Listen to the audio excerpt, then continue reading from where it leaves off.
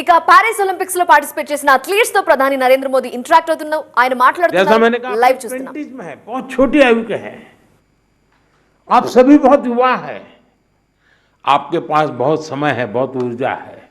और ये भी सही है कि टोक्यो के और पेरिस के बीच में नॉर्मली 4 साल का समय रहता है, इस बार 3 साल का ही समय था। तो हो सकता है आपको 1 साल और अगर मिला होता प्रैक्टिस का तो शायद आप और नई कमाल करके दिखा देते। अभी लंबी कैरियर में आप कई बड़े टूर्नामेंट खेलेंगे, खेलना बंद नहीं करना चाहिए, रुकना भी नहीं चाहिए, एक भी मैच छोड़नी नहीं चाहिए। ये युवा दल इस बात का प्रमाण है कि स्पोर्ट्स में भारत का भविष्य कितना उज्जवल रहने वाला है। मुझे विश्वास है पेरिस ओलंपिक्स भारतीय स्पोर्ट्स की इस उड़ान के लिए एक लॉन्च पैड साबित होने वाला है। ये टर्निंग पॉइंट है हमारा, उसके बाद विजय ही विजय है दोस्तों, हम रुकने वाले नहीं है साथियों। आज भारत अपने यहाँ world class sports ecosystem develop करने की प्राथमिकता दे रहा है।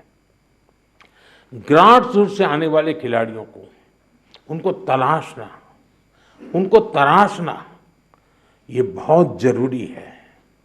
हमने गांव-गांव, शहर-शहर से युवा प्रतिभाओं को आगे बढ़ाने के लिए खेलो इंडिया मुहिम शुरू की और मुझे खुशी है कि खेलो इंडिया से निकले 28 खिलाड़ी इस ओलंपिक समूह का हिस्सा बने हैं।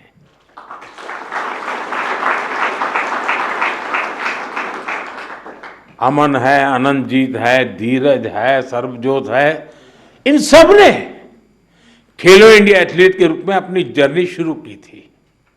और इससे हुआ ये है कि खेलो इंडिया में खेलना और जी भर के जीतना ये एक बहुत बड़ा अहम हिंदुस्तान का कार्यक्रम बन चुका है जी।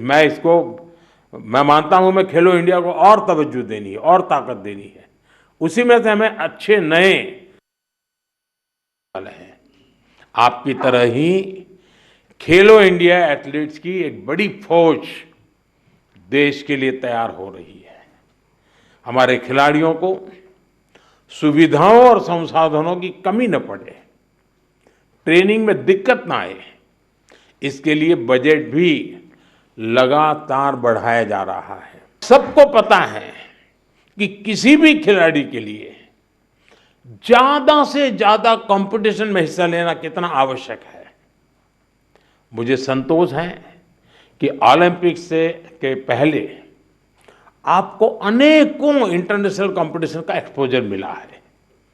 इतने सारे कोच और एक्सपर्ट्स, डाइट, उपकरण और कोचिंग, सब पर इतनी बारीकी से ध्यान, वर्ल्ड क्लास फैसिलिटीज देने का प्रयास, इस तरह की सुविधाओं के बारे में हमारे यहाँ पहले सोचा नहीं जाता था। खिलाड़ी अपने नसीब पर मेहनत करता था, देश के लिए कुछ करके आता था, लेकिन अब एक पूरी इकोसिस्टम बनी है। ये केवल स्पोर्ट्स में देश की नीतियों का बदलाव है, इतना ही नहीं है, ये उस भरोसे का प्रतीक भी है जो देश अब अपनी युवा पीढ़ी पर बहुत ज्यादा भरोसा करता है, उसकी अभिव्यक्ति है। साथियों, आप सब देश के युवाओं के लिए बहुत बड़ी प्रेरणा है। मैं मानता हूं आप में से हर किसी के बारे में देश को, देश के युवाओं को ज्यादा से ज्यादा जानना चाहिए। यहां भी मेरी इच्छा है कि मैं हर किसी का नाम लेकर उसकी चर्चा करूं, विशेषकर हमारी बेटियां।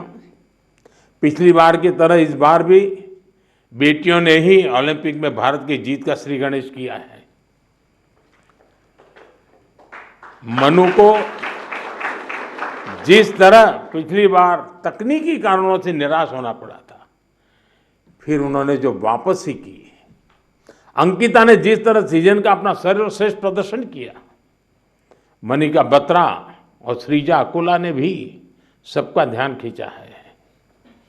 इसी तरह बाकी खिलाड़ी भी रहे, खासकर नीरज ने अपनी लगन और अनुशासन में जिस तरह कंसिस्टेंसी दिखाई है, स्वप्निल ने कठिनाइयों को पार कर जिस तरह मेडल जीता है, हॉकी में हमारे सरपंच साहब, उनकी टीम ने दिखा दिया कि भारत की ताकत क्या है।